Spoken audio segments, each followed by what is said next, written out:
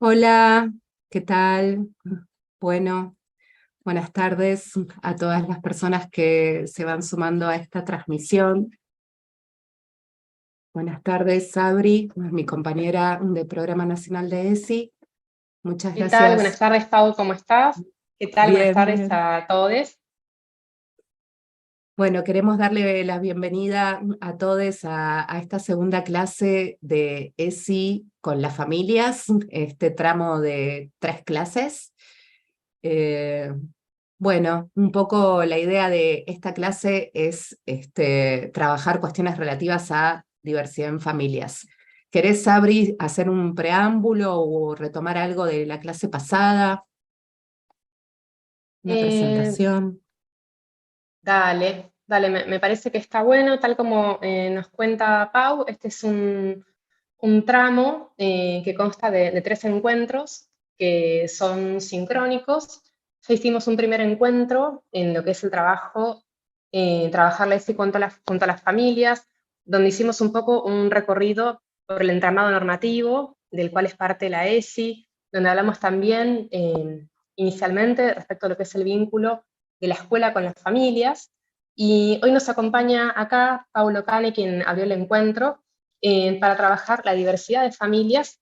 Me gustaría compartirles que Pau es profesora de filosofía, especialista en ESI con perspectiva de discapacidad y diversidad funcional y trabajadora y compañera del equipo del Programa Nacional de Educación Sexual Integral.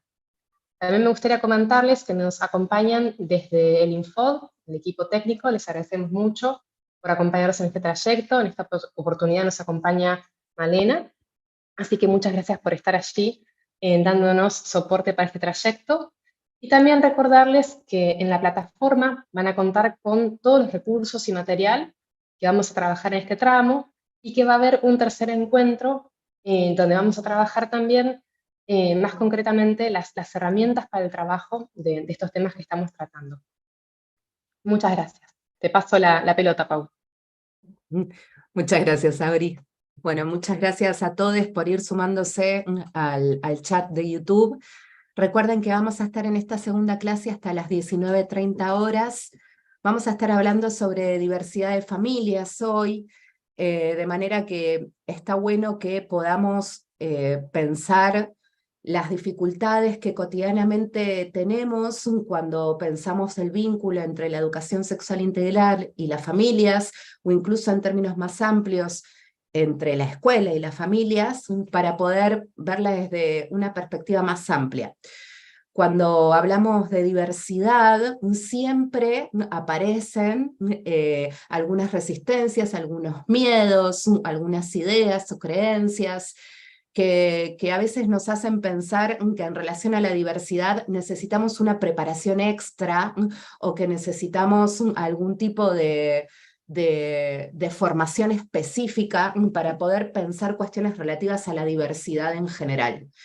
Y esto es así, pero también me gustaría empezar diciendo que diversidad es aquello en lo que nos movemos todo el tiempo, que en realidad la diversidad es lo que está en nuestras casas, en nuestros trabajos, en nuestras relaciones sociales.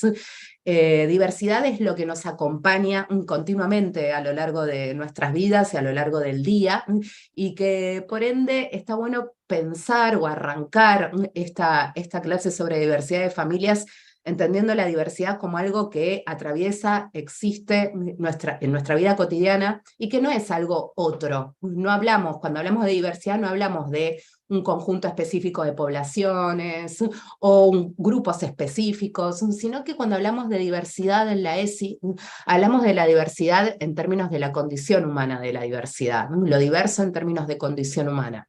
Entonces, esto es interesante para poder empezar a desmontar de a poquito la idea de que lo diverso es una cosa y lo normal o lo instituido es otra cosa. En este sentido, me gustaría recuperar algo del marco normativo que se dio en la primera clase con nuestro compañero Jeremías, que el viernes pasado no, porque fue feriado, el anterior, estuvo trabajando sobre el marco normativo de la educación sexual integral en relación a las familias. Primero que nada, me gustaría recordar que la educación sexual integral eh, tiene pensado, proyecta, incluye dentro de sus propios fundamentos el trabajo con familias. Eso no quiere decir que nosotros, nosotras, nosotros como docentes tengamos que educar a las familias en ESI, sino que lo que significa es que vamos a construir con las familias los proyectos institucionales de ESI que llevemos adelante como escuela. Esto significa que las familias forman parte de ese discurso de ESI que logremos llevar adelante en cada una de nuestras escuelas. Forman parte primero porque ineludiblemente forman parte de la comunidad educativa. En segundo lugar, porque para cualquier proyecto de ESI es necesario hacer consensos con las familias y la comunidad en general. Una ESI que se hace a espaldas de las familias no es una ESI que pueda garantizar derechos, o no es una ESI que nosotros o nosotras podamos de alguna manera entender como la ESI más eficiente. La ESI que realmente puede transformar las relaciones subjetivas, puede ir a poner una palabra de alivio allí donde hay sufrimiento, puede tener procesos y comportamientos de inclusión, o la ESI que puede garantizar derechos es una ESI que es producto de la negociación y el consenso. Entonces, lo primero que a mí me gustaría que podamos tener en claro es que todas aquellas escenas o escenarios en donde vemos que hay resistencias de las familias o creencias de las familias que hacen que ofrezcan algunas resistencias en relación a la ESI, es muy importante que las podamos trabajar para poder acercar posiciones y garantizar la ESI como un derecho no solo de las niñas o de los niños, las niñas, sino como un derecho también de los adultos que forman parte de esa comunidad educativa.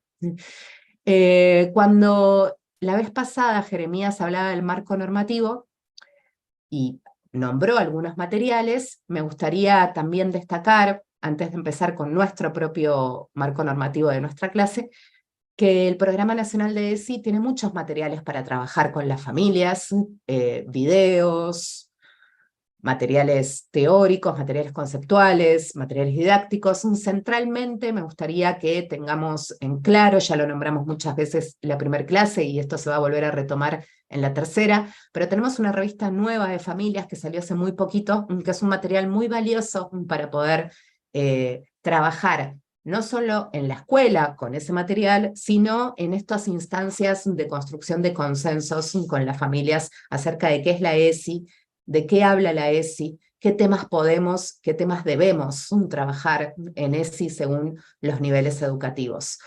Todo esto con el horizonte no solo de garantizar derechos, sino de poder aportar a transformaciones progresivas en las relaciones sociales.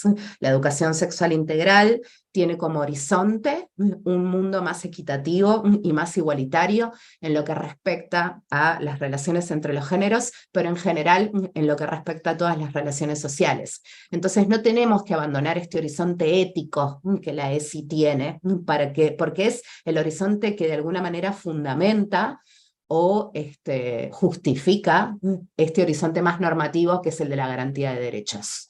La inclusión no solamente la garantizamos conociendo los derechos, sino haciendo estos pasajes pedagógicos que hacen posible el acceso a los derechos, ¿no?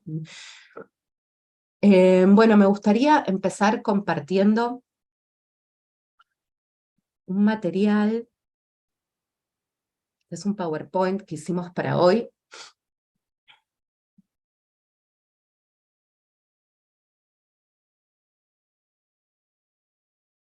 A ver, ¿se ve la primera página del PowerPoint? Marco legal Sí, para el Pau, resguardo de la diversidad perfecto. familiar. Muchas gracias, Abril. Lo que quise traer hoy acá son algunas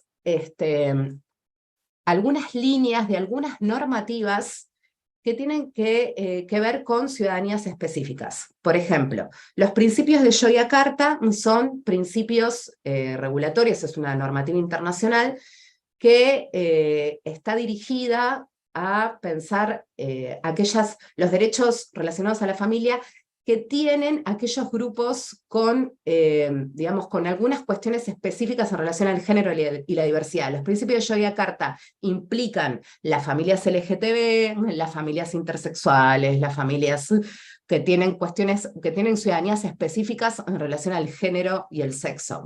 Estos principios de Yogyakarta, a los que Argentina adhiere en el 2016, indican que toda persona tiene el derecho a formar una familia con independencia de su orientación sexual o identidad de género. Existen diversas configuraciones de familias. Ninguna familia puede ser sometida a discriminación basada en la orientación sexual o identidad de género de cualquiera de sus integrantes. Los principios de Yogyakarta son una regulación internacional a la que Argentina adhiere. Es muy importante que podamos pensar que el paraguas normativo al que la ESI responde es esto, es un paraguas, un conjunto de leyes, es un plexo normativo que contiene leyes nacionales, pero también acuerdos, convenciones y adhesiones a leyes internacionales. Por otro lado, según la Ley de Matrimonio Igualitario, que como todos sabrán es Ley de Matrimonio Igualitario y Adopción, es una ley de 2010, la 26.618, Ley Nacional, dice que para la adopción el matrimonio tendrá los mismos requisitos y efectos con independencia de que los contrayentes sean del mismo o de diferente sexo. Con lo cual nos estamos refiriendo aquí a que no hay ninguna exigencia ni requisito extra para la adopción en las familias LGTB o en las familias homoparentales que en cualquier otro caso. Esto significa que las familias LGTB, las familias homoparentales, no solamente tienen legislaciones específicas que avalan la constitución de familias diversas en relación al sexo y el género, sino que Argentina adhiere a principios internacionales, a legislaciones internacionales, como los principios de Yogyakarta, que refuerzan esta idea de que las familias LGTB o las familias homoparentales tienen estos derechos y que nosotras y nosotros, en tanto docentes y en tanto garantes de estos derechos en la escuela, tenemos que atender a estos marcos normativos.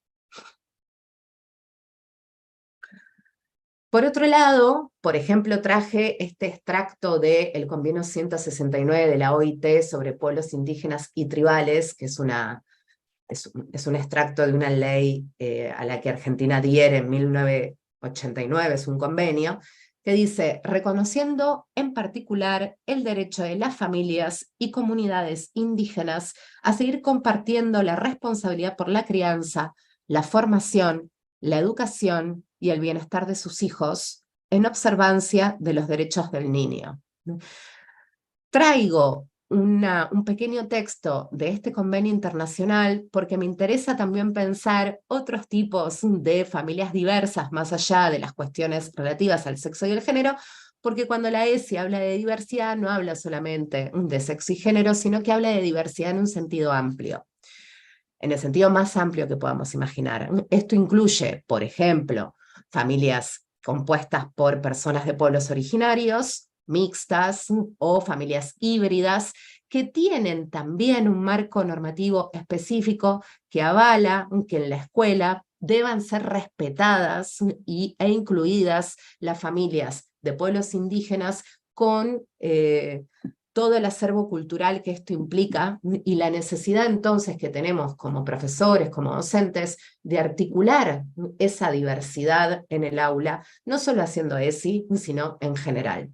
Estas leyes a las que Argentina adhiere también nos obligan a nosotros a poder pensar de entrada en nuestras planificaciones este carácter diverso de las familias.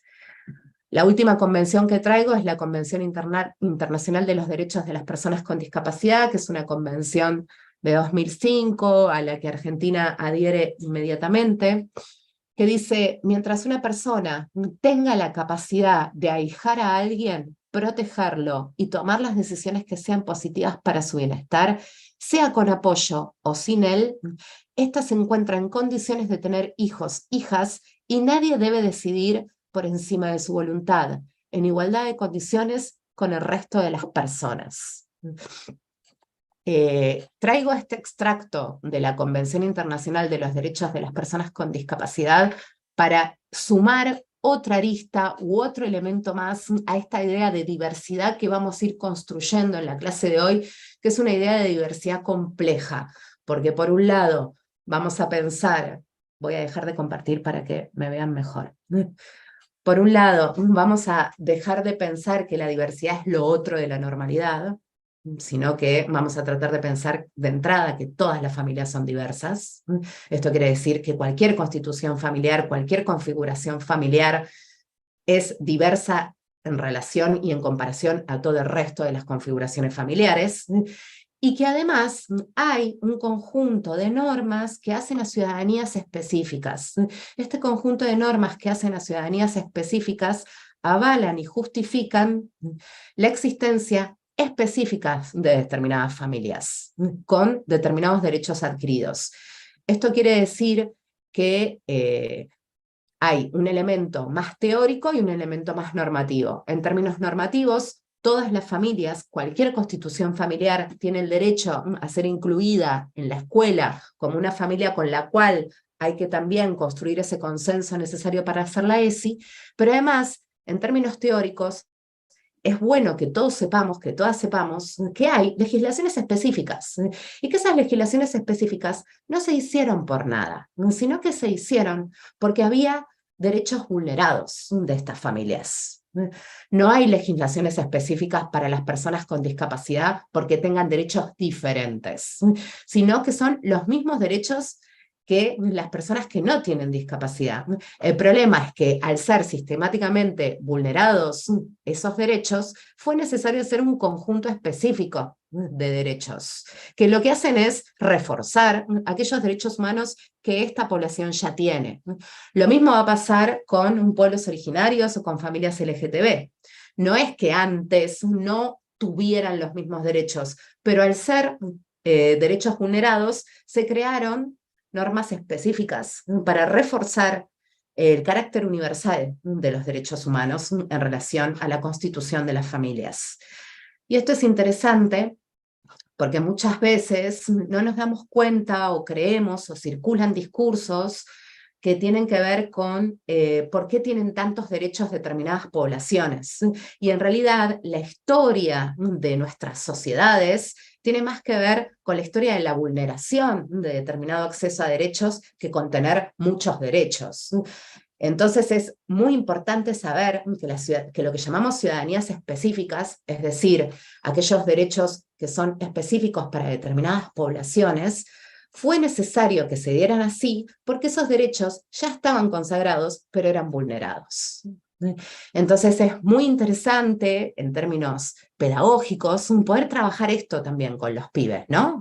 Porque las personas con discapacidad tienen una convención a partir del 2005, porque los principios de Yogyakarta son unos principios que existen desde 1989. ¿Por qué los principios de pueblos originarios o esta convención a la que adhiere el país es recién de 1989? ¿Antes no tenían derechos? ¿Cómo fue esa historia?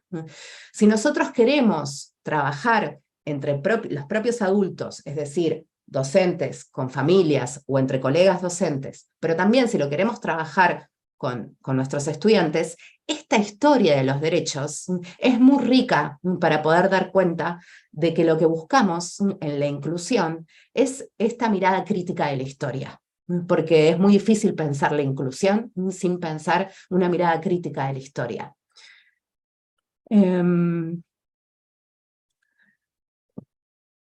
Recién estaba, cuando estábamos pensando en cómo incluir o cómo, digamos, transversalizar de alguna manera la idea de familias diversas, pensaba en dos aspectos de la ESI que tienen que ver con los ejes.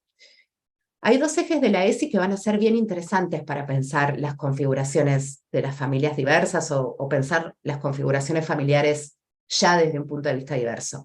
Esos dos ejes son valorar la diversidad y valorar la afectividad. Esos dos ejes, que atraviesan toda la educación sexual integral, nos van a permitir construir discursos, dinámicas y recursos pedagógicos para trabajar tanto con los estudiantes como con las familias esa diversidad. Cuando hablamos de valorar la diversidad, la tenemos que entender en términos de no la diversidad como lo otro de lo normal, sino la diversidad como aquello que es el estado de cosas en una escuela. Toda escuela per se es diversa, porque la componen diferentes personas, diferentes grupos, y que tienen una pertenencia diferencial a su comunidad. Con lo cual, les invitamos de entrada a pensar la diversidad como algo que es el territorio mismo de lo escolar y no como aquello otro que irrumpe en la escuela. No es que hay familias normales y de pronto apareció la familia diversa. Si pensamos de este modo, si nos ubicamos de este modo, si nuestras representaciones nos llevan a instituir esta diferencia entre familias normales y familias diversas, probablemente reintroduzcamos algunos de los problemas que queremos de alguna manera resolver, porque tiene que ver con nuestras representaciones y con nuestros sesgos. Si una piensa, se hace a sí misma la invitación, ¿no? De decir, bueno, mi propia familia, cómo está constituida. Y tratamos de hacer este ejercicio reflexivo sobre las propias memorias en relación a nuestras propias familias, probablemente, muy rápidamente, nos encontremos que hay algunos elementos, o al menos un elemento en nuestra familia que no sea un elemento normal de la familia tipo. Entonces, cuando hablamos de diversidad familiar, lo más probable es que estemos hablando de lo más común, de lo más cotidiano y de lo más corriente, y no de algo así como que emerge o irrumpe en una escuela cuando pasa algo específico. En este sentido, quiero ver si podemos compartir, espérame un segundito. El siguiente juego. A ver.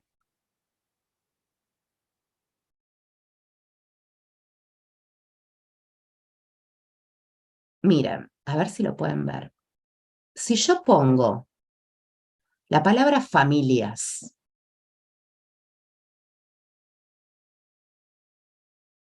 si pongo la palabra familias en Google, miren las representaciones y pongo imágenes, miren las representaciones que tenemos.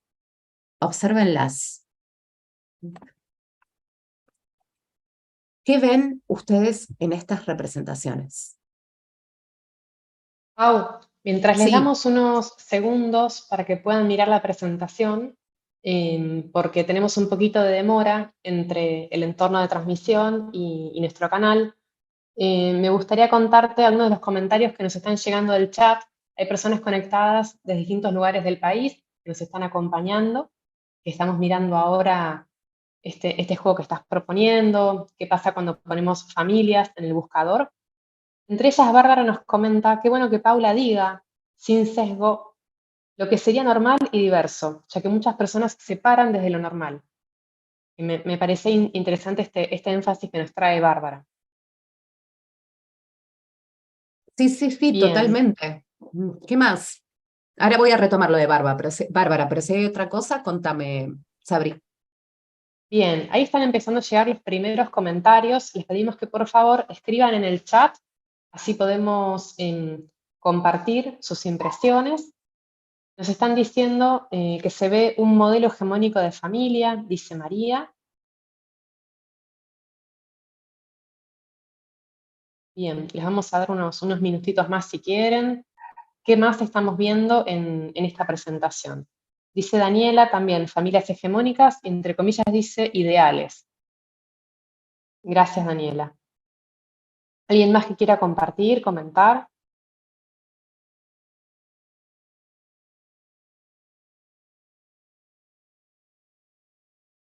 Miren si, digamos, Daniela, Bárbara y las otras compañeras que fueran interviniendo dicen palabras como familias normales, familias hegemónicas, creo que tiraron alguna otra palabrita por ahí.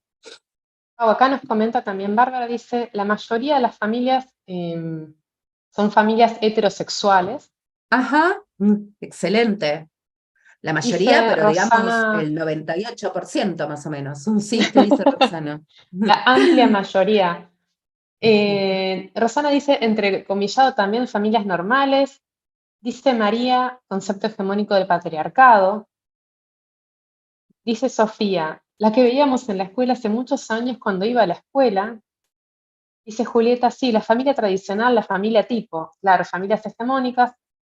Antes las familias debían ser así si no eran mal vistas, ¿no? Acá tenemos como un eje más hacia lo histórico. Familias tipo, dice Rafaela. Dice Claudia, familia de mamá, papá, 2 hijos. Dice también Claudia, las familias de 2 mamás o 2 papás son dibujos. No hay fotografías, son una construcción. Muy interesante, Bien, muchísimas gracias por todos sus comentarios. muy genial. Eh, bueno, como podrán ver, una sola miradita a poner la palabra familias en Google, imágenes, y lo que nos van a aparecer es todo un plexo de palabras, ¿no?, que apareció en el chat. Las familias normales, las familias hegemónicas. Después alguien dice las familias heterosexuales. O hay alguna familia homoparental, pero está dibujada, no hay ninguna foto. Yo cuando hice este juego, hice este ejercicio de preguntarle a Google, porque en definitiva finalmente le preguntamos todo a Google, y Google responde. Ese es el problema de Google, que Google no deja nada sin responder. Entonces muchas veces como que damos por sentado, ¿no? Si lo dice Google es como que lo diga Dios. Bueno, tenemos un montón de reflejos para indagar en Internet a esta altura de los acontecimientos, pero también es cierto que cuando le preguntamos a Google, lo que sucede es la reproducción de cierto statu quo, la reproducción de ciertas ideas acerca de lo que es normal y les diría natural en una familia. Y esto es bien interesante porque no se trata solamente de mamá, papá, la nena y el nene, que cuando decimos familia tipo, a mí se me viene más la idea como de una familia modélica, un modelo de familia, o los singles, ¿no? Como un modelo de familia que, bueno, quizás hay docentes mucho más chicos que yo que por suerte ni lo vieron a eso, pero quienes son más o menos de los 90 todavía se pasaban los singles en la tele, que además, que igual, de todas maneras, hay una diferencia con todas esas familias de Google, porque parecería que esas familias de Google estuvieran pasadas por un filtro de Instagram. Digamos, no solo son familias modelo, heterosexuales, sino que muy notoriamente tienen 2 o 3 características más. Son muy blancas, son familias rubias, y son familias felices, familias súper felices, ¿no? Entonces, ahí es bien interesante cómo cuando le decimos, le preguntamos a Google, ¿qué es una familia? No solo nos va a decir que es una familia heterosexual, por supuesto que son todas familias de clase media, y no hay familias que podamos identificar como familias pobres, como familias precarizadas, como familias que no tienen un techo. Todas las familias que acabamos de ver son familias felices, alimentadas, evidentemente, familias que tienen lo que necesitan para ser felices. Entonces, existe la normalidad. Existe cuando le preguntamos a Google qué es una familia. De alguna manera existe en el sentido de que la normalidad es una norma instituida, algo que se nos dice que es lo deseable o que es lo bueno que suceda. En relación a la cuestión de pensar las familias diversas, me parece que una de las grandes preguntas que nos podemos hacer es la siguiente, que a veces en las escuelas se solapan entre los discursos que circulan en las escuelas en relación a las familias, que tiene que ver con esto. Preguntas, una pregunta que yo hago. Hoy traje más preguntas que respuestas, por eso les voy a pedir que participen activamente en el chat con sus intuiciones, porque apuesto y creo realmente que en la construcción colectiva y en el roce de nuestras ideas vamos a construir mucho.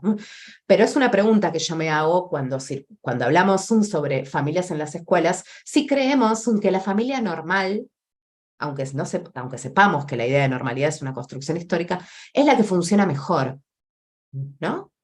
Si no creemos que hay una especie de superposición entre normalidad y funcionalidad. Y cuando decimos que una familia no funciona, o es una familia disfuncional, ya empezamos a creer que esa familia no es normal, ¿no? Entonces hay como, la familia normal además es la que funciona bien.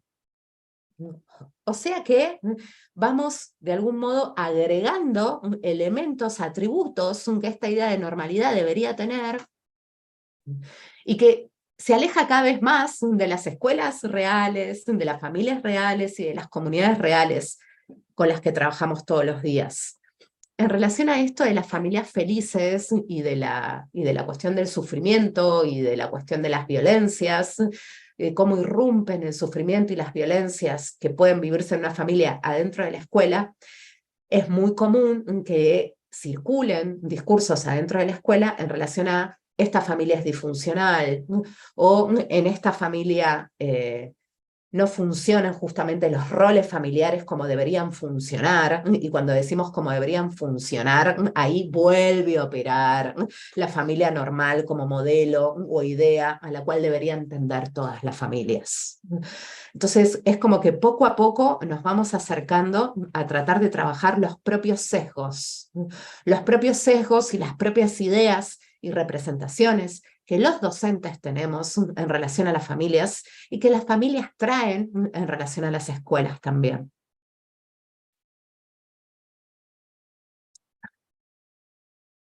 Me interesa pensar esto este, del ejercicio de preguntarle a Google qué es una familia en términos de estereotipos. Cuando decimos la familia tipo, la familia normal, sabemos que hablamos de estereotipos. Muy probablemente todas las personas que se conectan a este chat saben perfectamente que la familia normal de alguna manera está construida de estereotipos y que después en nuestra escuela no hay algo así como esas familias normales. Sin embargo, ¿qué hacemos o qué necesitamos que pase cuando surge el conflicto? De alguna manera, a veces apelamos a esa idea de normalidad o a esos estereotipos para poder entender o muchas veces para poder dirimir un conflicto. Nosotros o nosotras hoy les vamos a proponer pensar las familias desde otros lugares. Les vamos a proponer pensar las familias en términos de una red de cuidados. Y cuando hablamos de familias en términos de red de cuidados, no vamos a estar tanto pensando en cómo está conformada, sino en cómo funciona. Esta distinción entre cómo una familia está conformada y cómo esa familia funciona, o esa unidad familiar, o ese hogar funciona, es importante para que dejemos de pensar en términos de normalidad por un lado y diversidad por el otro. Sobre todo porque mientras mantengamos el binarismo entre normalidad por un lado y diversidad por el otro, todo lo diverso va a ser diverso respecto de lo normal. Entonces lo normal va a quedar como reforzado. En cambio, si podemos, en las antípodas de esta idea, o partiendo desde otro lugar, si podemos pensar que todo territorio escolar es ya en sí mismo diverso, lo que tenemos que buscar como modo de ver, como punto de vista en relación a las familias, lo que tenemos que entender es cómo funcionan, más que cómo están compuestas, ¿no? Esta distinción me parece que nos puede servir. Me gustaría saber qué piensan, qué representaciones le genera esto de la red de cuidados, si escucharon hablar, si piensan que cuando la escuela convoca a las familias a construir estos consensos sobre ESI, desde qué lugar las convoca, cómo nombra a las familias, cómo les pide o cómo las invita a construir la ESI, cómo lo hacen ustedes en sus escuelas.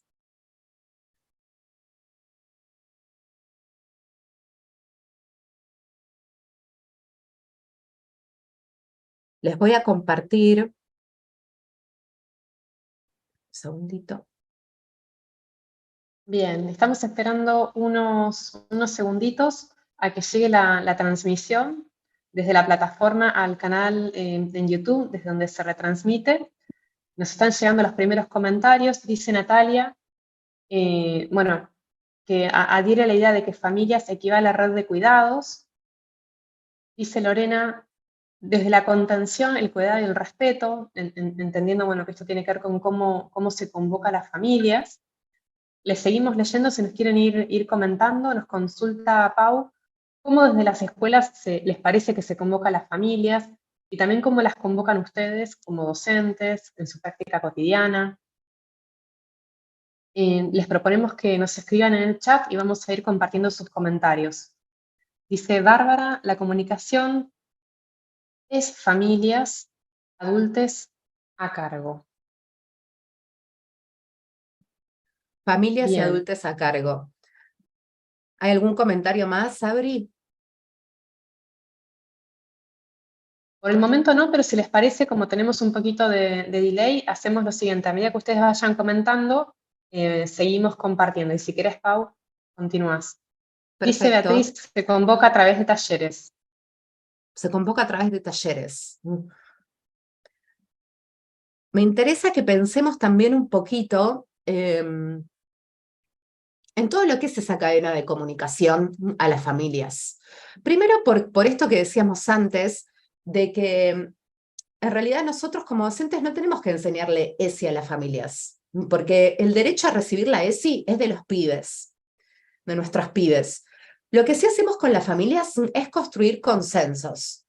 Eso no quiere decir ni pedirle permiso a las familias, ni pedirle autorización a las familias, ni adaptarnos a las necesidades de las familias, sino que construir consensos significa poder explicarnos, poder decir en qué consiste la ESI, qué es lo que vamos a enseñar, cuáles son los contenidos curriculares por nivel que debemos enseñar y de qué manera lo vamos a hacer. Y también allí alojar las preguntas de la familia, las perspectivas de la familia, y en la medida que ese diálogo pueda darse y que podamos tomar nota de las diferentes perspectivas y de las diferencias que pudiese eventualmente haber sobre cómo se aborda un tema, de momento que podemos tomar nota sobre eso, se instituye otro proceso. Un proceso que tiene que ver justamente con ir dando lugar a las diferencias familiares y no con ir expulsándola o con ir resistiéndose a esas diferencias. Cuando se fundó el Programa Nacional de ESI, hace 16 años, 17 años, salieron unos videos de una de las fundadoras del Programa Nacional de ESI, que es Marta Weiss, que tenía unos videitos muy cortos, siguen estando colgados por ahí, que hablaban sobre la relación entre la escuela y la familia. Ahí Marta Weiss repite algunos conceptos que para mí son fundamentales y creo que nos van a servir muchísimo en este contexto y en esta actual situación, porque pasaron muchos años, pero algunos problemas a veces se repiten o a veces se profundizan, porque todo es histórico. Marta Weiss dice ahí que en la medida que somos capaces de explicarnos qué es, de qué vamos a hablar y cómo lo vamos a hacer, las resistencias siempre ceden, pero siempre tiene que ver con entender que se abre un proceso. No es que uno tiene un taller con las familias, empezó, terminó ese taller y allí se construyeron todos los consensos necesarios para dar ESI. Muchas veces lo único que sucedió es abrir un proceso. Eso depende de las características específicas de cada escuela, pero cuando convocamos a un taller de ESI y aparecen las diferentes perspectivas de cada familia, de cada hogar en relación a la sexualidad, lo que hacemos es empezar a tomar nota de aquello que vamos a tener que seguir trabajando, de aquello que va a seguir en ese proceso de construcción colectiva como un acuerdo. De manera que siempre que pensemos en los proyectos de ESI como acuerdos, los tenemos que pensar como procesos. No hay un taller salvador en donde le explicamos a las familias en qué consiste la ESI, se termina ese taller y listo, fin del comunicado, nunca más nadie va a pensar nada diferente o exigir nada diferente de aquello que se dijo en ese taller. Cuando se abren los talleres con las familias se inicia un proceso sobre el cual después habrá marchas y contramarchas. Y eso también es garantizar la ESI, sostener los procesos, sostener estos procesos de construcción de consensos, porque es en ese sostenimiento de los procesos de construcción de consensos en donde vamos a tener una herramienta de educación sexual integral mucho más orgánica a las necesidades de nuestra comunidad educativa. Por eso, un proyecto institucional de ESI en una escuela tiene determinadas características y en otra escuela va a tener otras características. Cuanto más implicación de las familias haya, cuanto más proceso sostenido a lo largo del tiempo se pueda garantizar, más orgánico va a ser ese proyecto de ESI a las necesidades de esa comunidad.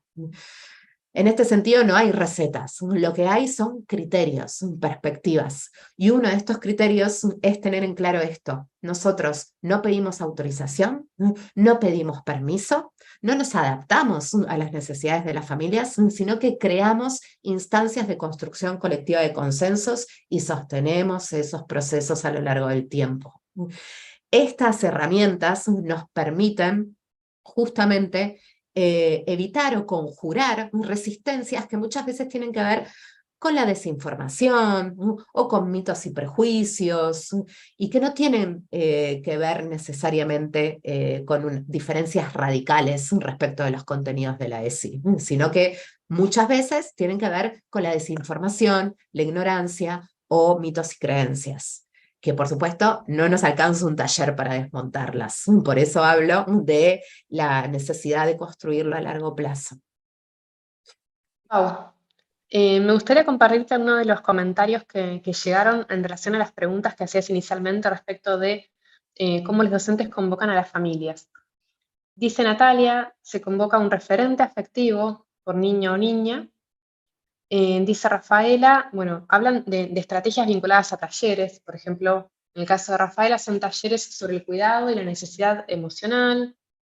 Convocamos como parte de las redes de contención, con la mirada, con la palabra, con los gestos, la escucha y las notas. Lorena también habla de talleres. Quizás Pau, para comentar más adelante, ella está haciendo referencia a la idea de educación emocional. Quizás en algún momento podríamos hablar un poquito de, bueno, los abordajes teóricos desde cada uno de los campos, ¿no? Que son como bien distintos. También Beatriz hace referencia a talleres donde se trabajan emociones e interacciones entre niños docentes. En este caso ella habla de padres. Janina dice, lo primero que hacemos es incorporar la temática de ESI hacia las familias a través de una invitación a la escucha de la nueva incorporación de los contenidos curriculares. Estamos hablando en este caso de talleres que se hacen, entiendo, al inicio del ciclo lectivo, lo cual también es interesante, y contar cómo la institución va a trabajar a lo largo de todo el año, para que la familia acompañe y para construir vínculos que apoyan la temática curricular de la ESI. Esos son los comentarios que tenemos hasta ahora. Genial. Vieron que también hay diversidad en las formas de convocar, en las formas de entender cómo nos relacionamos con las familias. Ahí también hay diversidad. Cada escuela tiene, por un lado, su propia tradición institucional, su propia inserción comunitaria, pero me parece muy valioso que podamos destacar algunas herramientas que son efectivas en términos generales, que tienen que ver con esto de las primeras reuniones a principio de año, cuando por ahí la escuela no tiene totalmente claro cuál es el proyecto institucional de ESI, no lo tiene por qué tener totalmente claro, pero sí abre las puertas a empezar a construir con las familias ese consenso necesario para hacer educación sexual integral. Me voy a detener un poquito en la pregunta de la compañera que pedía la distinción entre educación emocional y educación sexual integral. Este es un debate en curso muy importante en este contexto. Hay una ley de educación emocional en algunas provincias, se empezó a desarrollar. Son paradigmas bien diferentes, bien diferentes. Son concepciones bien diferentes de la idea de emociones. La educación emocional junta dos términos, educación y emocional, y ya con esa idea de educación emocional, lo que nos está diciendo es que va a educar exclusivamente un aspecto de la persona, que serían sus emociones, como si se pudieran distinguir plenamente las emociones del resto de la subjetividad de alguien, ¿no? O del resto de otros procesos de enseñanza y aprendizaje de un niño, una niña o de un adolescente. La educación emocional tiene como fundamentos teóricos, la psicología positiva y el conductismo. Son escuelas de psicología que pueden ser muy propicias a la hora de, en determinados contextos, hacer un trabajo relativo a rehabilitaciones, diagnósticos. No me interesa acá hablar, digamos, solamente en términos críticos de la psicología cognitiva o del conductismo, pero sí nos interesa distinguirla de la ESI, porque cuando uno lee los fundamentos de la educación emocional, se explicita allí que lo que la educación emocional busca o tiene como propósito es que las niñas aprendan a regular sus emociones para poder de algún modo superarlas y ser nuevamente funcionales en términos sociales. La concepción de la educación sexual integral de las emociones parte de otras ideas y otros fundamentos teóricos. En educación sexual integral decimos que las emociones son una arista más de la subjetividad, que es un atravesamiento histórico, social, es una construcción histórica la subjetividad. Las emociones no pueden ser tan escindibles del resto de las ideas de un sujeto. ¿Cómo hacemos para dividir tan tajantemente las emociones de un niño, del discurso del niño, de las ideas de ese niño, de la historia de ese niño? Entonces, por un lado, no tenemos una mirada de las emociones como entidad en sí misma, sino que vemos las emociones como una arista más de la subjetividad, y entendemos que las emociones, que por un lado siempre fueron objeto de enseñabilidad, la escuela siempre se preocupó por las emociones, y esto es muy importante decirlo porque cuando uno lee los fundamentos de la educación emocional, dice, venimos a traer un nuevo objeto a la escuela que nunca había sido pensado. Esto es un poco injusto porque en realidad la educación en las bases mismas contempla, por supuesto, sentimientos y emociones de las niñas. La escuela siempre estuvo preocupada por los sentimientos y las emociones. No es que recién en el año 2020 la escuela hacía noticia que hay emociones en el aula. De hecho, cuando pensamos en la ESI, la perspectiva que tiene que ver con el eje valorar la afectividad y las emociones y de los sentimientos, no se está tanto diciendo que hay un nuevo objeto como emociones y sentimientos, sino que lo que se está diciendo centralmente es que lo que hay que valorar es la expresión de emociones y sentimientos, que es algo que históricamente era entendido como un no conocimiento. Las emociones, expresar emociones no formaba parte del conocimiento. Los discursos racionales, decir, por ejemplo, hay tal cantidad de ríos en tal provincia, es un discurso racional. Ahora, los discursos que tienen que ver con cómo nos sentimos y qué es lo que nos pasa, se tienden a entender como discursos que no son del conocimiento, o que son de un conocimiento menor, minorizados como conocimiento. Lo que hace la ESI es valorar las emociones y los sentimientos como un discurso de conocimiento. Entonces, ahí hay una diferencia muy grande, porque poder decir lo que pensamos, lo que sentimos, las emociones por las que estamos atravesando, es algo valioso como un conocimiento. Es algo valioso porque tiene que ver con poder dar a conocer y al mismo tiempo conocernos a nosotros mismos en lo que sentimos. Con lo cual, tiene un valor epistémico, tiene un valor como conocimiento. Esta es la gran diferencia. Una cosa es pensar la educación emocional como con el objetivo de que las personas puedan regular sus emociones, puedan superar sus emociones de angustia, miedo, frustración, ira o enojo, para después de superadas volver a cierta normalidad, que es un poco la perspectiva de la educación emocional, lo van a ver en los fundamentos de la ley. Una cosa es eso, y otra cosa es la perspectiva de la educación sexual integral, que entiende que las emociones y los sentimientos son conocimiento, tienen un valor epistémico, son valiosos para darnos a conocer y para conocernos a nosotros mismos. Y es allí donde la herramienta, darnos a conocer y conocernos a nosotros mismos, se vuelve una herramienta para la inclusión, para la igualdad, para las herramientas necesarias para dirimir conflictos. La ESI es una herramienta que puede ser una herramienta muy útil para dirimir conflictos en la medida que valora expresar emociones y sentimientos.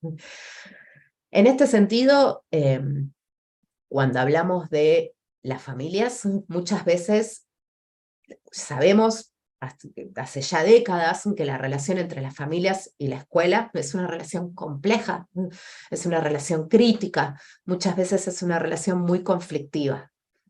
Bueno, la educación sexual integral tiene un montón para decir en relación a cómo enfrentamos los conflictos y cómo atravesamos esas emociones y sentimientos que los conflictos nos generan y por qué es importante, tanto desde el eje diversidad como del eje valorar la afectividad, entender que las emociones son modos de conocimiento y no algo que debamos superar para recuperar una normalidad o una funcionalidad perdida en el enojo, en la angustia o en la ira. Díganme si esta exposición o esta explicación no se entienden o tienen preguntas o aportes o críticas, comentarios, o si lo entienden de otro modo. Lo que necesiten, lo que se les ocurra, es bienvenido.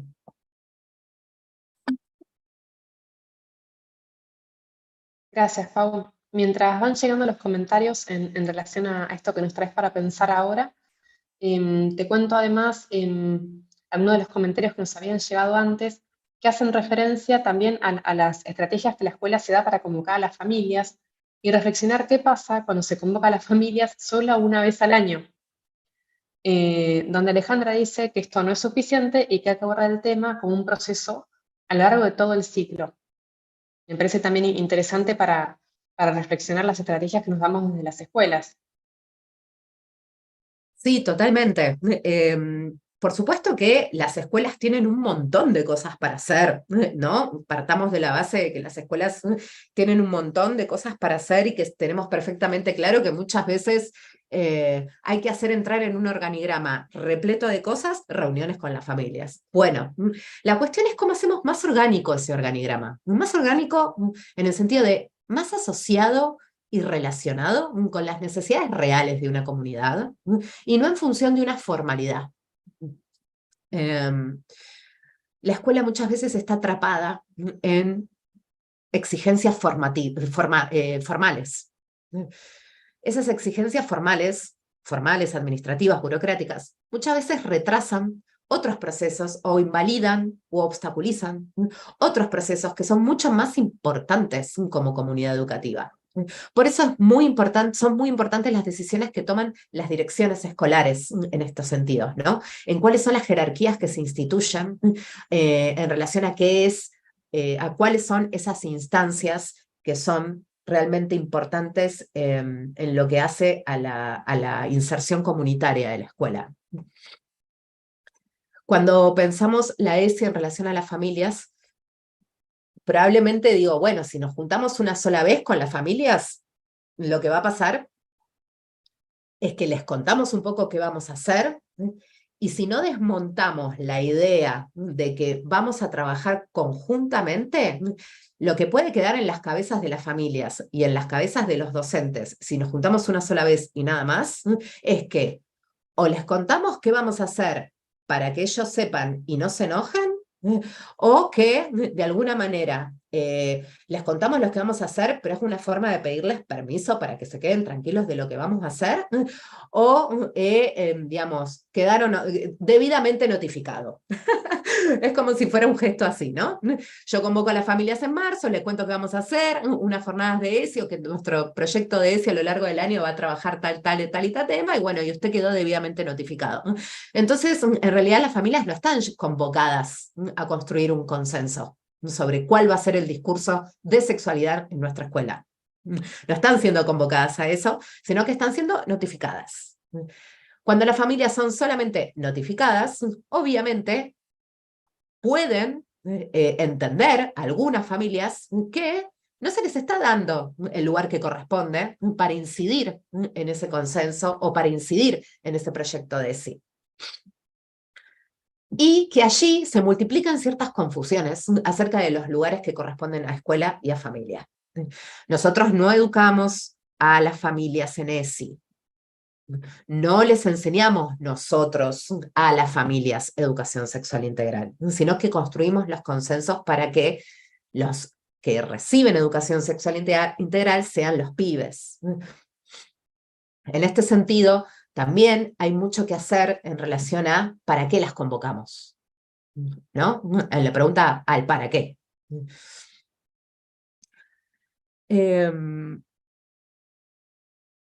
Muchas veces, cuando se inician estos procesos de construcción de este consenso con las familias, en la primera reunión parece que reina la concordia, en la segunda reunión parece que también, y después, a medida que las familias efectivamente van construyendo y implicándose cada vez más o comprometiéndose cada vez más con los procesos de educación sexual integral que sean en la escuela, empiezan a aparecer conflictos o emergentes.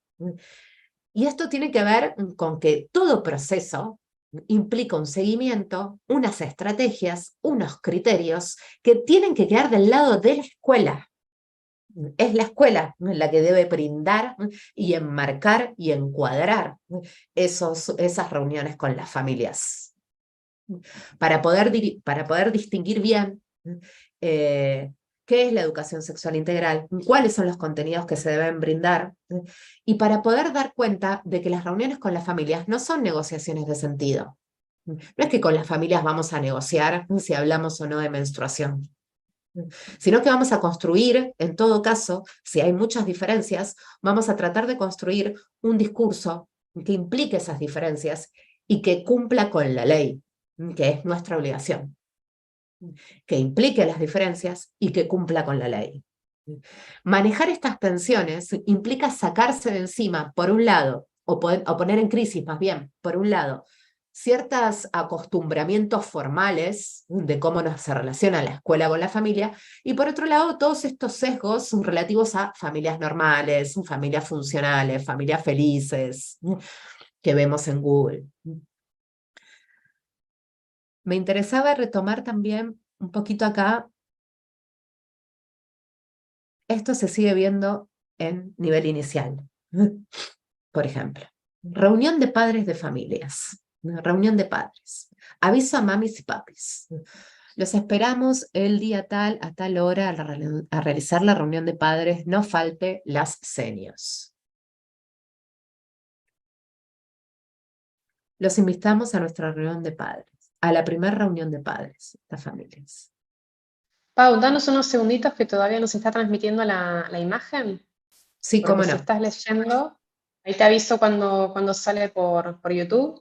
Sí, Y cuando lees, está en pantalla la diapo, ¿te parece? sí, cómo no. Salvo que no sea indispensable. Perfecto. Bien, bien, seguimos. Ahí nos dan el ok. Gracias. Gracias, compañeras. Les quería mostrar acá que esto se sigue utilizando en nivel inicial. Aviso de mamis y papis, bueno, en algunas escuelas primarias también, reunión de padres de familias, reunión de padres, papis, los esperamos el día tal, a las horas tal, para realizar la reunión de padres, no falten las señas. Voy a pasar de diapositiva.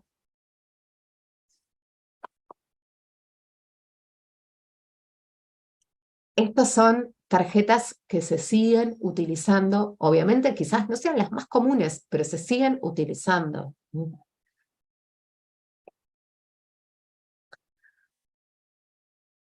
Apreciado padre, entre paréntesis, madre de familia. Esta idea de tutor o encargado, ¿no? Como la figura legal.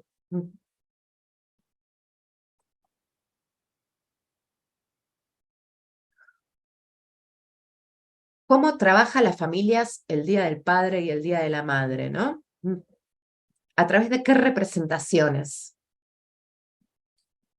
¿A través de qué palabras? ¿A través de qué discursos? ¿Qué dibujos? Esto lo traía porque me interesa que podamos pensar que muchas veces en esta distinción entre lo formal y lo que es necesario en una comunidad, muchas veces nos dirigimos a las familias en términos legalistas, tutor, encargado. Y una de ustedes nombraba en el chat, nosotros convocamos a un referente afectivo. Miren qué diferente es esa lógica. Observemos cuán diferente es la lógica de convocar al responsable legal que convocar al referente afectivo. Miren qué diferencia que hay para poder pensar esta construcción de un consenso, ¿no? A lo largo de un tiempo. Me gustaría que pensemos juntos un poquito qué es lo que le llama la atención de estas imágenes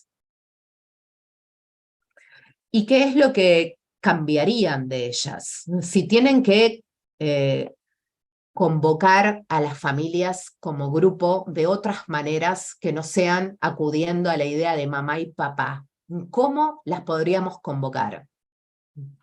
Creo que es un desafío que puede ser interesante.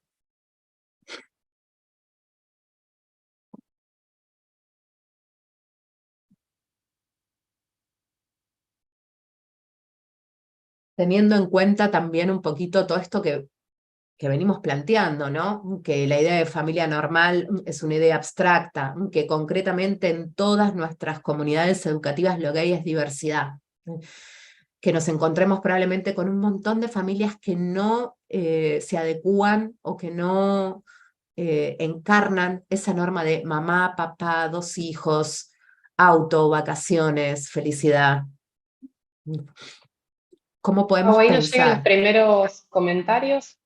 Dice Karina, como estimada familia.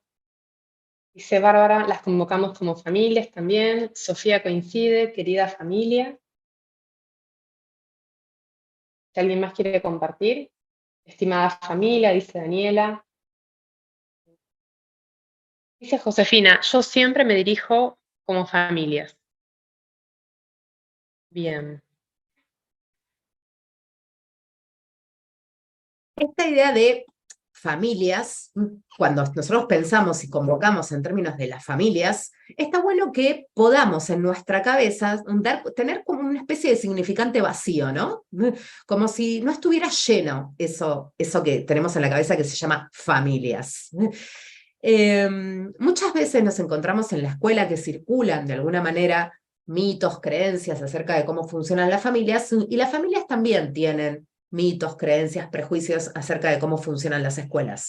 Nosotros, cuando tratamos de trabajar la educación sexual integral con las familias, tenemos que, de alguna manera, poder dar cuenta de nuestros propios prejuicios en relación a las configuraciones familiares, para poder también dar lugar al desarme de los prejuicios de las familias en relación a la escuela.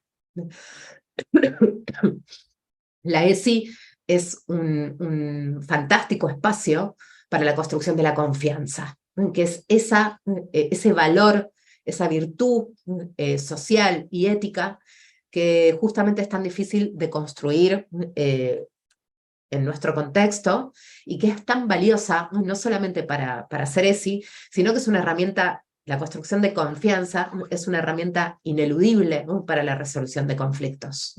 Muchas veces los conflictos están instituidos y se montan y se despliegan y muchas veces crecen porque no existen estos resortes previos que necesitamos trabajar muy pacientemente, que tienen que ver con la confianza en la institución escolar y en que la familia nos entiende, en que estamos siendo escuchadas y escuchados por las familias.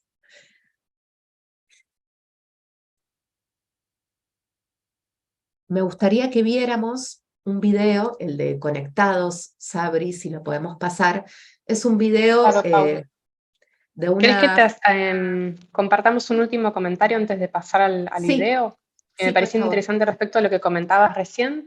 Dice Romina, ella trabaja en primer grado, que convoca, desde a la idea de familias, pero que también trabaja en el aula los estereotipos de familia, desde el oral, desde los dibujos, y que es muy interesante cómo responden los pibes y cómo se sienten respecto a abrir y derribar estos estereotipos aun siendo tan pequeños. Las niñas, mira, es muy interesante, como que los propios pibes sienten la necesidad de que no sea estereotipada su mirada de la familia. Eh, Exactamente. bueno, me parece hermoso esto porque tiene que ver centralmente con el sufrimiento de bullying y la discriminación en las escuelas cuando tu familia no se corresponde con una familia normal, ¿no? Entonces, digamos, acá no nos tenemos que olvidar nunca que este diálogo entre adultos no es un fin en sí mismo, es un diálogo entre adultos para poder garantizar los derechos de las niñas. Entonces, digo, porque si no te puede volver una reflexión muy adultocéntrica, para que no se convierta en una reflexión súper adultocéntrica el diálogo entre las familias y la escuela, me parece que no tenemos que perder de vista que esto lo necesitamos hacer justamente porque la discriminación existe entre las niñas que tienen familias que no se corresponden a la normalidad, aunque ninguna familia lo sea. Entonces, ¿cómo trabajamos este doble registro, no? Digo, aunque ninguna familia, o mayoritariamente las familias no encarnen el estereotipo, aún así, la discriminación y el bullying o la violencia pueden aparecer ante lo diverso, cuando en realidad estamos todos inmersos en lo diverso. Entonces, ¿cómo ir desarmando justamente eso? Bueno, haciéndolo visible. Por eso estos ejercicios de poder contar no solamente cómo es mi familia, sino que los pibes mismos puedan poner en palabras que sus críticas a los estereotipos familiares son muy importantes para construir un suelo común de supuestos entre los niños acerca de que esa diversidad es valiosa. ¿Ponemos el videíto? Buenísimo, Pau. Muchas gracias. Dale, ahí Gracias a compartimos. vos.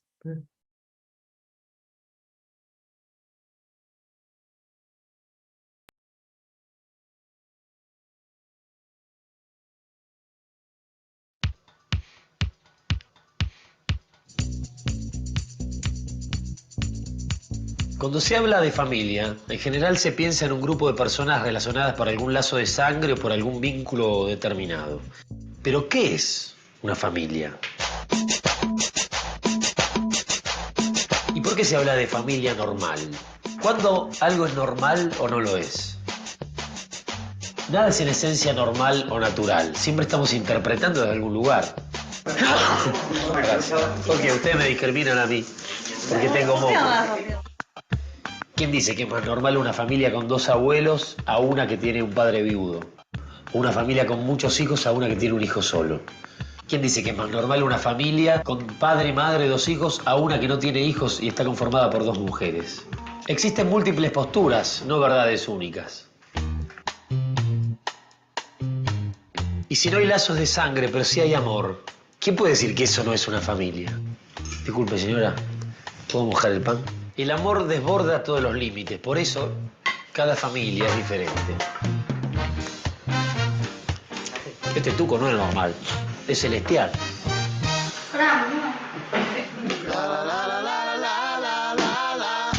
La familia para mí es un grupo de personas que se quieren el uno al otro y que cuando uno se siente mal, el otro está al lado ayudándolo para que se sienta mejor.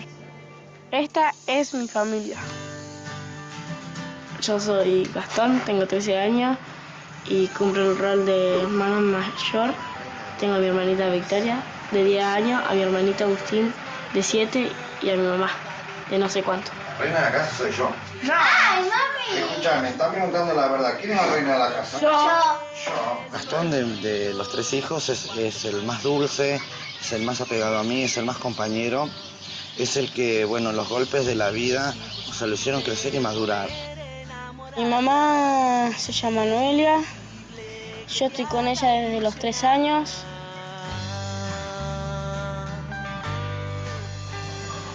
De mi mamá es algo común que se ve por todos lados, pero ella no es como las otras chicas.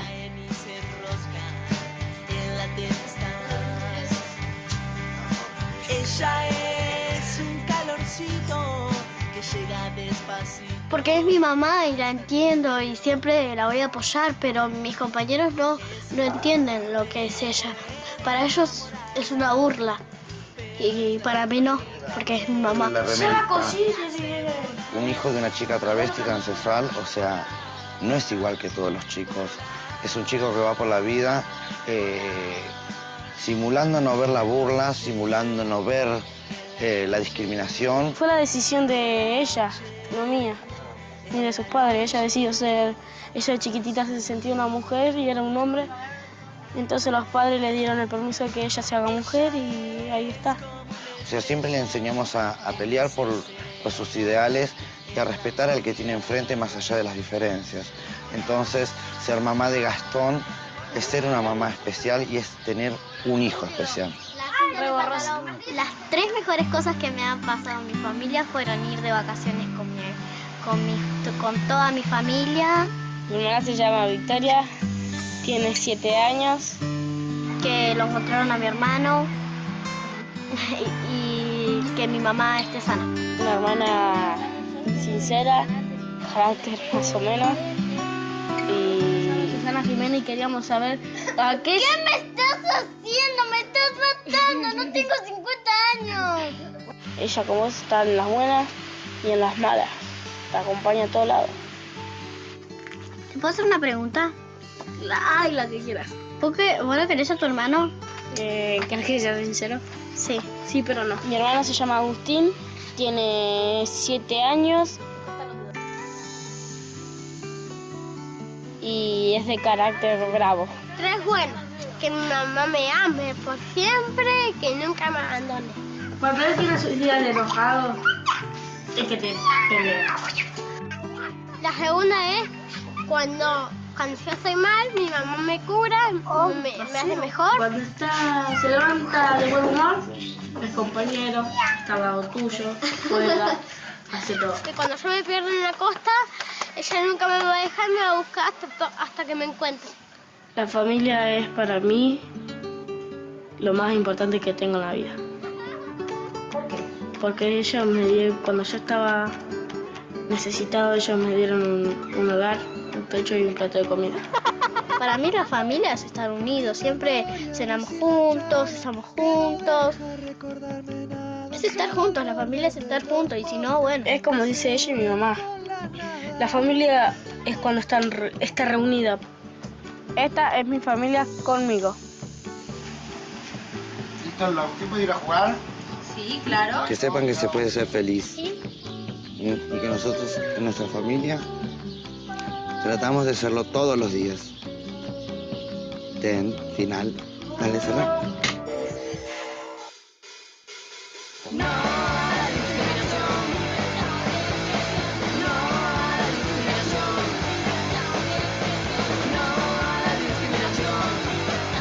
Listo, Sabri, si querés cortar la transmisión. Muchas gracias, compañera. Bueno, ¿qué les pareció este video?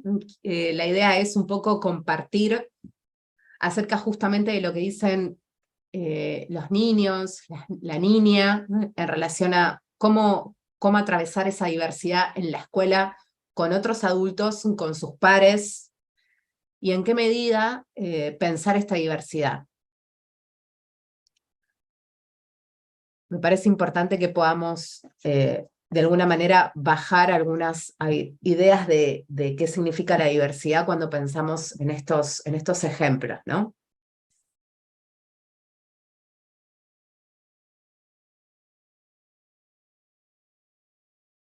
Por ejemplo, uno podría pensar, ¿qué haríamos? ¿No? ¿Qué recursos podríamos utilizar? ¿Qué materiales podríamos pensar para intervenir, por ejemplo, en el caso de familias trans o niñeces trans, o familias donde hay alguien que es una persona trans, y que sean procesos de discriminación? ¿Cómo podemos nombrar por ejemplo, cuando trabajamos el Día de la Madre o trabajamos el Día del Padre? ¿Para qué lo trabajamos? ¿Desde qué lugar lo trabajamos? ¿Para hacer visibles qué cosas? Acá nos llegan algunos comentarios. Cecilia dice, la base es el respeto a las diferencias. Y suma Alejandra, entiendo que en respecto de bueno, cómo se hacen las convocatorias, dice yo siempre familias, en plural. Bien, me interesa rescatar algo. Muchas veces decimos que respetar las diferencias es lo que debe hacer la escuela. Y creo que hay un acuerdo total en que respetar las diferencias es condición necesaria para cualquier otro proceso. Pero muchas veces vale la pena preguntarse qué significa exactamente respetar las diferencias. Muchas veces las diferencias conviven, la diversidad convive en nuestra aula, y que conviva o que coexistan sin violencia no quiere decir necesariamente que se esté dando un proceso de crecimiento, de inclusión, de igualdad. Por eso la ESI habla de valorar la diversidad. Hay una diferencia entre respetar la diversidad y valorar la diversidad. Valorar la diversidad implica entenderla con valor epistémico, es decir, implica entenderla en términos de un conocimiento nuevo. Un conocimiento nuevo que genera las condiciones de posibilidad para otras relaciones éticas entre las personas. Con lo cual no se trata solamente de respetar, sino que se trata de valorar las diferencias. Para valorar las diferencias, tenemos que construir narrativas positivas acerca de ser diferente. Por ejemplo, acerca de las familias integradas por personas trans, acerca de las familias homoparentales, acerca de las familias con alguna persona con discapacidad, acerca de las familias con personas migrantes, acerca de las familias de pueblos originarios. La herramienta fundamental de la educación sexual integral para valorar la diversidad en cualquiera de todos estos ejemplos es construir narrativas positivas de la vida de las personas que componen las familias que están en nuestras comunidades. Cuando construimos narrativas positivas de ser un niño miembro de la comunidad, de una comunidad originaria, cuando construimos narrativas positivas respecto de ser un niño que es miembro de una familia que tiene algún miembro de discapacidad o es un niño con discapacidad, cuando construimos narrativas positivas sobre las niñeces trans y las adulteces trans, cuando mostramos que hay un mundo posible, vivible y feliz para otros tipos de personas que no sean personas que necesariamente encarnen la norma, ahí estamos valorando la diversidad. Porque muchas veces podemos también caer en una actitud que tiene más que ver con expectar las diferencias, dejarlas ser, pero muchas veces ese dejar ser las diferencias no necesariamente introduce una transformación en la forma de mirar las diferencias. Para poder mirar las diferencias como valiosas, tenemos que construir otras historias. Tenemos que construir historias valiosas sobre la diversidad.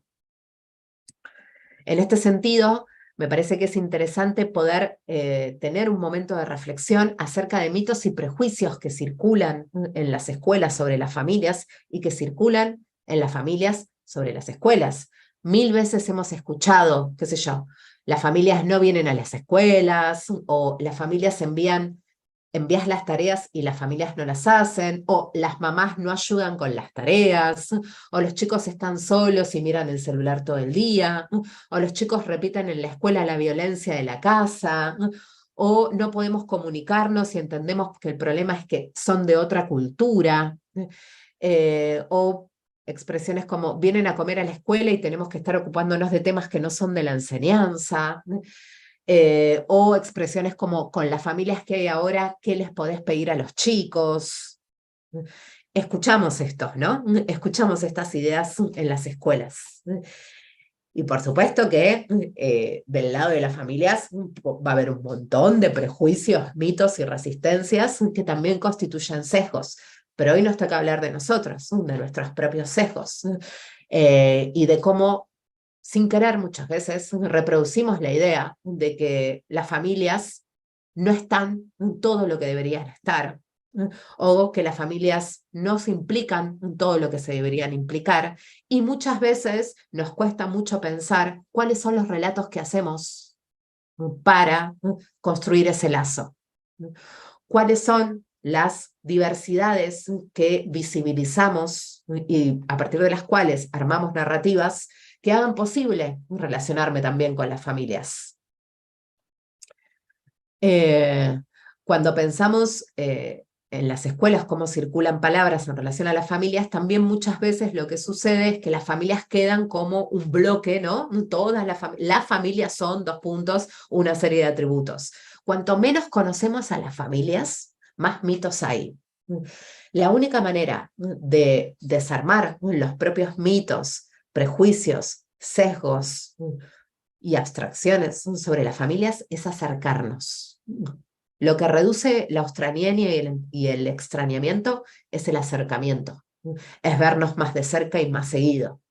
Eso son las herramientas que las escuelas tienen para desmitificar, justamente, para desmitificar la relación con las familias y para desmitificar esas otras vidas, las vidas diversas, que siempre aparecen como vidas que hay que respetar, pero que parecen como vidas que hay que respetarlas porque sí, porque tienen el derecho a existir, pero lo que decimos nosotras desde la educación sexual integral es que no solamente hay que respetar la diversidad porque tiene derecho a existir, hay que respetar la diversidad porque nos tenemos que preguntar qué vamos a aprender nosotros de eso.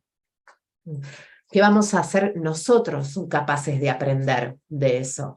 Occidente siempre teorizó sobre la tolerancia, y está bien, pero es lo mínimo. ¿Qué podemos aprender de una familia con miembros con discapacidad? ¿Qué podemos aprender de una familia que tiene una mamá trans? ¿Qué podemos aprender de una familia migrante? ¿Qué podemos aprender de una familia de pueblos originarios? Cambiar totalmente la pregunta en relación a cómo voy a construir discursos, cómo me voy a dirigir a las familias. Cambiar totalmente la pregunta es ponerme en un otro lugar en relación a, bueno, en relación a toda esta diversidad, ¿qué es lo que voy a aprender yo? En este sentido, no se trata de desdibujar nuestra función como docentes, ni desdibujar nuestra función como escuela, pero sí dar cuenta de que la escuela incluye en la medida que es capaz de construir otras narrativas. Si no, no puede incluir. Si construye siempre las mismas narrativas sobre la normalidad y acepta que lo diverso es lo otro de la normalidad, es muy difícil construir inclusión.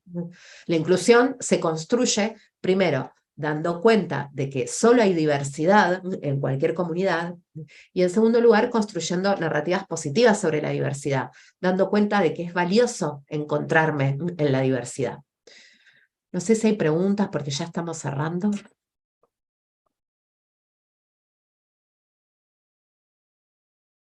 Bien, Pau, son muchos comentarios que están en sintonía con estos que estás trayendo, que tiene que ver con el pasaje de la tolerancia a la diversidad, a justamente el respeto y poner en valor la diversidad de las familias, la diversidad en la escuela, y muchos ejemplos también respecto de cómo eso se trabaja en lo cotidiano en la escuela. Dice, por ejemplo, Romina, comienzo desde la oralidad, convoco a dibujar a quienes viven conmigo, con quienes comparto días y comidas, surgen las distintas familias, y en el debate sienten curiosidad por la familia del otro. Es uno de los ejemplos que surgen. Hermoso esto de la curiosidad, ¿no? Esto de la curiosidad es el punto de partida de cualquier mirada valiosa, que valora aquello que le genera curiosidad. Para terminar nuestra clase de hoy, me interesa mucho que podamos quedarnos con algunos conceptos. La idea de familias diversas la vamos a pensar siempre en relación a la red de cuidados. La red de cuidados y los cuidados son los que hacen al sostenimiento de una comunidad. De la red de cuidados formamos parte muchos actores. La familia es uno, la escuela es otro, el Estado con el resto de las instituciones, también el mercado que ofrece servicios mercantilizados. Muchos actores forman parte, sepan o no, quieran o no, de la red de cuidados. Esto significa que para poder garantizar derechos, necesariamente esa red de cuidados tiene que ser eso, una red de cuidados, porque si no se arma la red, es muy difícil que una maestra sola en el aula pueda garantizar derechos. Los derechos se pueden garantizar en la medida que se van construyendo, preexistan esas redes que hacen posible los cuidados. Por eso hablamos de corresponsabilidad social de los cuidados y hablamos de red. Cuando nosotros estamos en una escuela y tenemos un emergente, por ejemplo, de violencia, no podemos salir corriendo a hacer una red. Si la red no está hecha de antes, no la voy a poder hacer en la urgencia. Construir las redes y abrir las instancias para que se produzcan estos procesos de construcción de consensos es condición de posibilidad para que existan las redes y para que efectivamente podamos garantizar derechos en la escuela. No podemos garantizar derechos solas, no podemos garantizar derechos sin hablar con las familias, porque estamos siempre insertos en una red mayor, lo sepamos o no, seamos conscientes de eso o no. En la medida que somos conscientes de que toda la sociedad es responsable por la garantía de derechos de las niñas, podemos ir construyendo esas instancias en donde la diversidad se vuelve un valor y en donde en esa construcción de redes de cuidado podemos garantizar esos derechos. Entonces, por un lado, tenemos esta tensión o esta idea de que la diversidad es lo que existe en cualquier comunidad y no lo otro de la norma. Esta es una idea que quiero que nos llevemos y que la podamos pensar y degustar. Y por otro lado, la idea de que tanto la familia como la escuela está inserta en una red de cuidados. Y que es esa red de cuidados lo que tiene que funcionar para que la garantía de derechos en la escuela sea posible. Y no hay red de cuidados si el vínculo entre las familias y la escuela está obstaculizado, conflictuado. Por eso es importante que podamos tener este marco conceptual más amplio para pensar esa relación con las familias y construir narrativas positivas. Bueno, son 19:29, así que vamos a ir cerramos. El viernes que viene es la última clase de este tramo, la vamos a tener con la profesora María Rod, compañera también del Programa Nacional de ESI. Así que bueno, hasta acá nomás, un muy buen fin de semana. Muchísimas gracias a todas, a todos, a todas por participar del chat. Muchas gracias y buenas noches. Gracias a todos, buenas noches.